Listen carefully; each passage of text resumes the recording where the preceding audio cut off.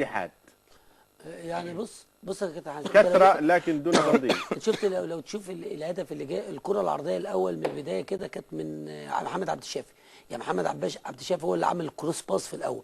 ويمكن ده الكلام اللي كان بيقوله الكابتن طارق لما بيحلل فريق الزمالك. قال فريق الزمالك عنده احمد توفيق وابراهيم صلاح والمرغني، هيبقوا دول عنصر ثبات علشان عبد الشافي واحمد سمير بيتقدموا وما بقاش في التغطيه.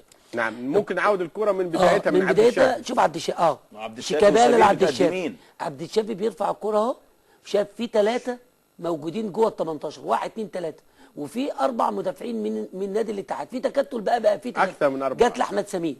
بقى في 1 2 3 4 من الزمالك، 3 في القلب واحمد سمير بيعمل كروس باص. شوف الاثنين اللي راحوا جري دول على احمد سمير، 2 من الاتحاد. ده خطا، اول خطا حصل. 2 اهم، 2 رايحين يجروا على احمد سمير مش واحد. وبعد كده بقى الموقف بقى 3 ضد 3. شوف الموقف بقى 3 ضد 3 اهو، كل مدافع ماسك مهاجم، كل مدافع ماسك مهاجم. لكن اللعيب اللي جاب الجول رزاق اهو في ظهر المدافع. يعني كل مدافعين نادي الاتحاد كان بتبص للكوره هي جايه ازاي، ما بصوش للمهاجم اللي هيجيب الجون هو واقف فين. تلاقي عبد الرزاق كان في ظهر المدافع، وتلاقي وهذا هدف سموحه في الاتحاد نفس القصه.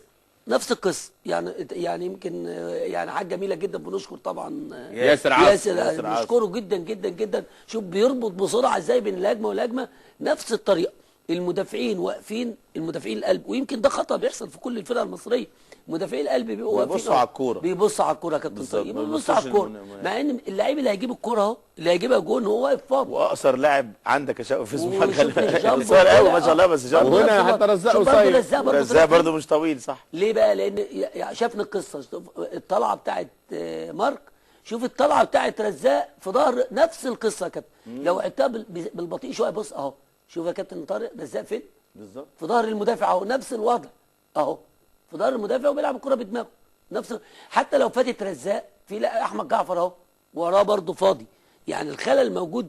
الكلمه اللي قلناها من الاول، احنا يمكن قلنا الخلل موجود في نادي الاتحاد برضه، موجود في قلب الدفاع، نفس الخلل اللي كان موجود اللي الكابتن طارق كان بيتكلم عليه.